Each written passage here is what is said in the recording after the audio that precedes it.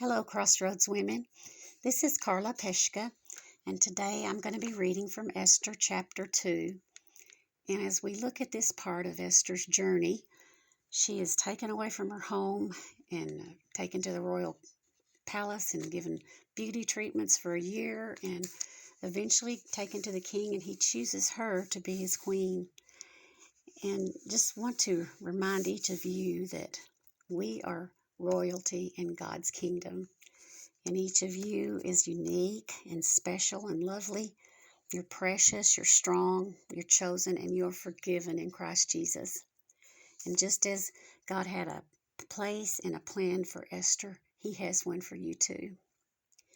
Let's begin reading Esther chapter 2. But after Xerxes' anger had subsided, he began thinking about Vashti and what she had done and the decree he had made. So his personal attendant suggested, "Let us search the empire to find beautiful young virgins for the king. Let the king appoint agents in each province to bring these beautiful young women into the royal harem at the fortress of Susa. Haggai, the king's eunuch in charge of the harem, will see that they are all given beauty treatments. After that, the young woman who most pleases the king will be made queen instead of Vashti." This advice was very appealing to the king, so he put the plan into effect. At that time there was a Jewish man in the fortress of Susa whose name was Mordecai, son of Jair. He was from the tribe of Benjamin and was a descendant of Kish and Shimei. His family had been among those who, with King Jehoiachin of Judah, had been exiled from Jerusalem to Babylon by King Nebuchadnezzar. This man had a very beautiful and lovely young cousin, Hadassah, who was also called Esther.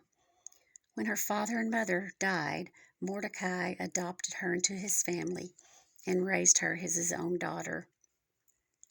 As a result of the king's decree, Esther, along with many other young women, was brought to the king's harem at the fortress of Susa and placed in Haggai's care. Haggai was very impressed with Esther and treated her kindly. He quickly ordered a special menu for her and provided her with beauty treatments. He also assigned her 7 maids, specially chosen from the king's palace, and he moved her and her maids into the best place in the harem. Esther had not told anyone of her nationality and family background because Mordecai had directed her not to do so. Every day Mordecai would take a walk near the courtyard of the harem to find out about Esther and what was happening to her.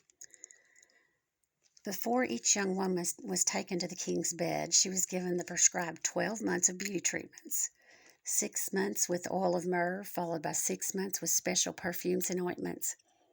When it was time for her to go to the king's palace, she was given her choice of whatever clothing and jewelry that she wanted to take from the harem. Then that evening she was taken to the king's private rooms, and the next morning she was brought to the second harem, where the king's wives lived. There she would be under the care of Shashgaz, the king's eunuch, in charge of the concubines. She would never go to the king again unless he had especially enjoyed her and requested her by name. Esther was the daughter of Abihail, who was Mordecai's uncle. Mordecai had adopted his younger cousin Esther. When it was Esther's turn to go to the king, she accepted the advice of Haggai, the eunuch in charge of the harem. She asked for nothing except what he suggested, and she was admired by everyone who saw her. Esther was taken to King Xerxes at the royal palace in the early winter of the 7th year of his reign, and the king loved Esther more than any of the other young women. He was so delighted with her that he set the royal crown on her head and declared her queen instead of Vashti. To celebrate the occasion, he gave a great banquet in Esther's honor for all his nobles and officials, declaring a public holiday for the provinces and giving generous gifts to everyone. Even after all the young women had been transferred to the second harem and Mordecai had become a palace official, Esther continued to keep her family background and nationality a secret. She was still following Mordecai's directions just as she did when she lived in his home. One day, as Mordecai was on duty at the king's gate, 2 of the king's eunuchs, Bigthana and Teresh, who were guards at the door of the king's private quarters, became angry at King Xerxes and plotted to assassinate him.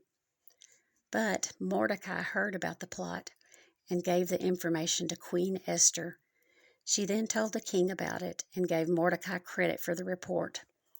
When an investigation was made and Mordecai's story was found to be true, the two men were impaled on a sharpened pole. This was all recorded in the book of the history of King Xerxes' reign.